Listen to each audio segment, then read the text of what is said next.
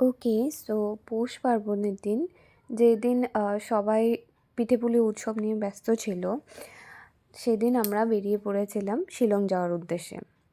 তারপর যেহেতু যাওয়ার পথে বর্ণিহাট হয়েই যাওয়া হয়, তো সাইবাবার মন্দিরে প্রথমবার আমি গিয়েছি। এর আগে আমি গিয়েছিলাম 6 মাইল, কিন্তু এই বর্ণিহাটের সাইবাবার মন্দিরে আমি কোনোদিন যাইনি। বেশ সুন্দর শান্ত একটা জায়গা। মন্দিরটাতে গিয়ে আমার খুবই ভালো লেগেছে, খুব শান্ত। আর ইভেন আমরা ভোগ খেতেও পেয়েছিলাম সেদিন সকাল সকাল। তো লাকিলি সেদিন দিনটা সত্যি খুব ভালো গেছে। কিন্তু একটাই খারাপ লেগেছিল, সেদিন যাওয়ার পথে মানে উমিয়াম লেক যখন পৌঁছেছিলাম তার কিছুক্ষণ আগে, মানে বর্ণিহাট ক্রস করার পর আমার শরীরটা ভীষণ খারাপ হয়েছিল।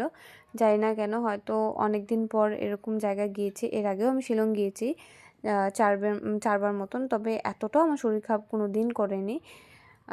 বিশেষ করে সেদিন আমার খুব ভমিটিং হচ্ছিল, মানে খুবই শরীরটা খারাপ লাগছিল, জানি না কেন। তো সেইভাবে অনেক কিছু ক্যাপচার করতে পারিনি যতটা ফুর্তি করেছিলাম আমরা সেদিন। যাই হোক, ইচ্ছে যেহেতু শিলং যাওয়ার ছিল, তবে আমার শরীর খারাপের জন্য সেদিন আর শিলং যাওয়া হলো না। লাস্ট অবধি আমরা উমিয়াম থেকেই ব্যাক করেছি, বিকেল 5টার মধ্যে এসে ঘর পৌঁছে গেছি। তবে হ্যাঁ, সেদিনের দিনটা বেশ ভালো কেটেছিল।